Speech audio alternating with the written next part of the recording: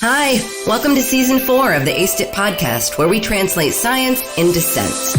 So you can learn about research in the justice and health fields without having to access or read a lengthy journal article or report. I'm Danielle Rudes, your host, coming to you from Sam Houston State University in Texas, and I'll do most of the work for you. All you have to do is listen. Aced It is a cool and super helpful product brought to you by the Center for Advancing Correctional Excellence, ACE, at George Mason University in Virginia. For more information, check out our website, JCOIN-CTC.org. Now, let's get started. When it comes to treating opioid use disorders with agonist medication in prison and jails, there does seem to be, if not a complete turning of the tide, then indications of a possible turning of the tide. The National Sheriff's Association has supported the use of agonist medications in jails and published a best practices manual to help jails implement these programs. The U.S. Department of Justice recently announced that it would enforce the American Disabilities Act, which prohibits discrimination against people in recovery from opioid use disorder, noting specifically that the ADA protects people with an opioid use disorder from discrimination by prisons or jails. But still, the road to properly medicating all incarcerated individuals who need it remains fraught with obstacles. Talk to any correctional professional tasked with maintaining order in a secure facility, and they will likely raise concern about diversion. Diversion is when a person who's authorized to take a medication sells it or gives it away instead. In a prison or jail setting, it might also mean sneaking the medication back to their housing area to use it themselves at another time. It doesn't take a big imagination to consider all the ways this could be really bad inside a prison or jail.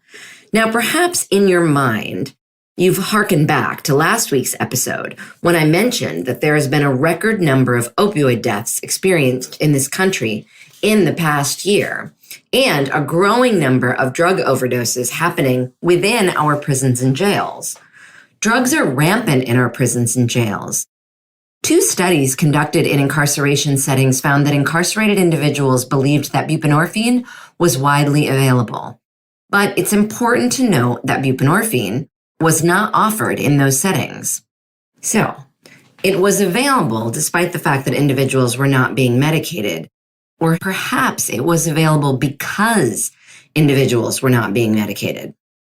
Studies in the community have found that buprenorphine diversion most often occurs for self-treatment, especially when buprenorphine treatment is inaccessible. But the fact remains that we still know little about diversion within correctional settings that offer agonist medications. Dr. Liz Evans and colleagues set out to change that. As many other JCOIN scholars have done, Dr. Evans and team were able to take advantage of a natural experiment in the state of Massachusetts, when the state piloted mandatory delivery of all 3 medications in 7 jails. The research team interviewed 61 staff members from these 7 jails, including administrative, security, behavioral health, and clinical staff, using a combination of focus groups and one-on-one interviews. They found that diversion was a huge concern for staff prior to implementation, but study participants universally reported these fears to be unfounded once the medications began being offered. Diversion, when it happened, tended to be quite uncommon, and attempts to smuggle buprenorphine into jail decreased or stopped after the MOUD programs were implemented. As one participant noted, quote, "If there's access to medication, why would somebody go to the lengths or pay those prices? It's actually a smart idea, because if you cut down on the illicits, you can cut down on the violence. You can cut down on all sorts of negative behavior. And I thought it was 2 birds with 1 stone," unquote. Another explained that buprenorphine treatment reduced scenarios in which a person who wants to buy bupe preys on another person to get it because any resident who needs the medication can freely receive it. This enabled staff to say, quote, "Wait a minute. You don't need to threaten or beat him to get his meds. You actually need them as well," unquote. After this program was implemented, staff came to better understand the reasons for diversion and how it occurred, which helped them develop plans to prevent reoccurrence. Reasons for diversion included being strongly armed by someone or patients hoarding it themselves for various reasons, like taking it throughout the day.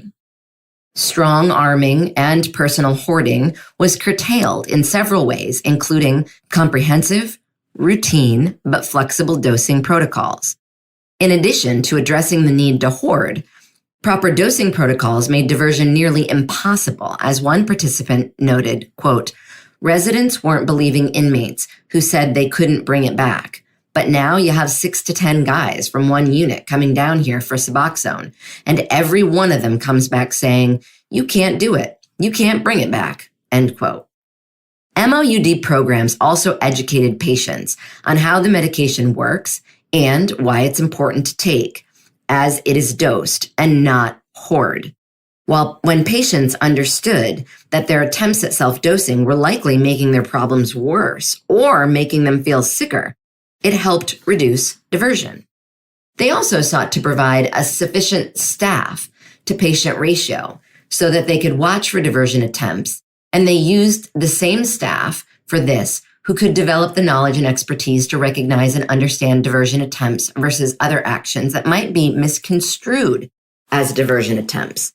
The jails also conducted routine surveillance of housing units, phone calls, and urine testing. The way a diversion attempt is investigated was also important because it's an opportunity to try and learn from the patient why they were diverting their medication. One thing that was still very much in flux at the jail was planning for the consequences when someone is caught diverting. Some have proposed a graduated sanctions approach, which reduces a patient's dosage and at the first attempt, and it removes them from the program at the second attempt. Dr. Evans and team leave us with several recommendations for sustaining buprenorphine treatment in jails.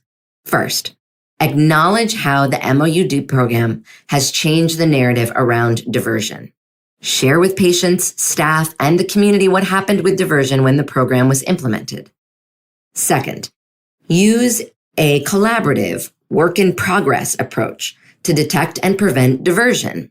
Frame the MOUD program as an opportunity to test things out in short cycles using something like a plan, do, study, act process.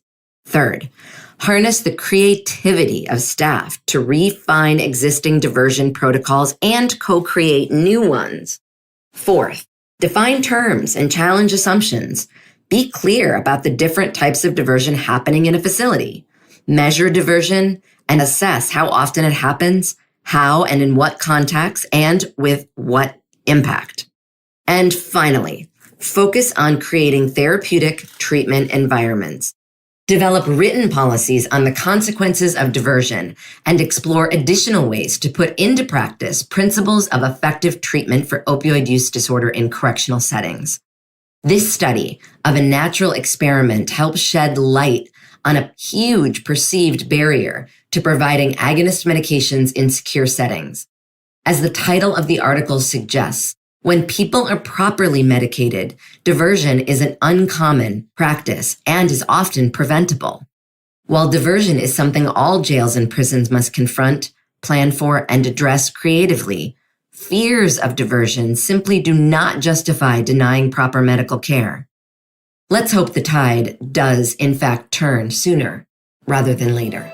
That wraps another episode of the ACE IT podcast. We thank you for listening to ACE IT, where we translate science into sense. Also, remember you can find one-page summary overviews written in plain language and short knowledge bursts, which are 30-second overviews for all the research we cover on this podcast on our website, www.gmuace.org. Our conveniently packaged research summaries may help you remember what you heard here, and they will help you translate this research to your staff, friends, students, or colleagues. ACE IT is part of the NIDA-funded Justice Community Opioid Innovation Network, or JCOIN, through the Coordination and Translation Center, CTC, housed at the Center for Advancing Correctional Excellence, ACE, at George Mason University. Tune in again for more science and more sense with ACE IT.